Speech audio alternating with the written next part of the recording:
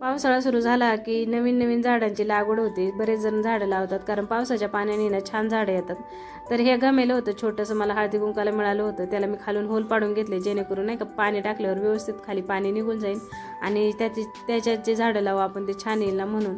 तर हे तुम्हाला बरण्यांमध्ये मी शेअर केला होता व्हिडिओ की मी मनी प्लांट नाही का त्याच्यात वेल कट करून ठेवला. तुम्ही पाहिला नसेल तर माझ्या चॅनलवर जाऊन नक्की बघा. तर त्याला आता छान कोंब फुटले, तुम्ही पाहू शकता त्या पानाचे तिथे छोटे छोटे. पण मला असं वाटलं की हे बरण्यांच्या पाण्यापेक्षा आहे ना, म्हणजे पाण्यात ठेवण्यापेक्षा आहे ना मातीमध्ये ग्रोथ छान होईल ना, त्याच्यासाठी मी ह्या गमेल्यात लावायचा निर्णय घेतला आहे बघा.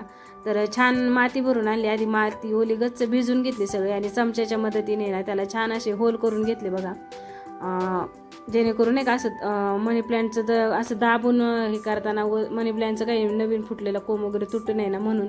तर ही आयडिया कशी वाटली तर खरं तर ही आयडिया मी पण आहे ना यूट्यूबलाच पाहिलेली आहे. ज्यांना झाडं लावायची आवड आहे ना ते बऱ्याच झाडांचे व्हिडिओ पाहतात, त्याच्यामध्ये ही आयडिया मी पाहिली होती. तर तीच आयडिया मी फॉलो केली इथे.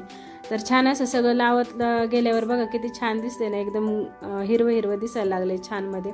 तर बाकीचे सगळे होल मी म्हणजे मोजून पाडले, त्यामुळे सगळ्या होलमध्ये पुरे ना एवढ्याशी आता रोपच म्हणायला लागेल की मनी प्लॅन्टची रोपच तयार केली असं म्हटलं ना तरी चालेल. तर ही छान मनी प्लॅन्टची रोपं मी लावून घेतली बघा छान सगळीकडे.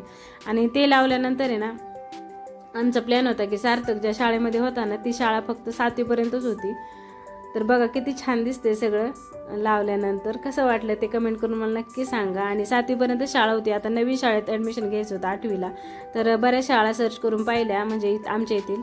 तर ही शाळा छान वाटली, मोठं ग्राउंड आहे मुलांना व्हॉलीबॉलचं वगैरे, सगळ्या सोयी वगैरे छान आहेत. आणि शाळा पण मोठी आहे, प्रशस्त आहे, निवांत आहे. आणि तिथे गेल्यावर ना ॲडमिशनसाठी गर्दी होती.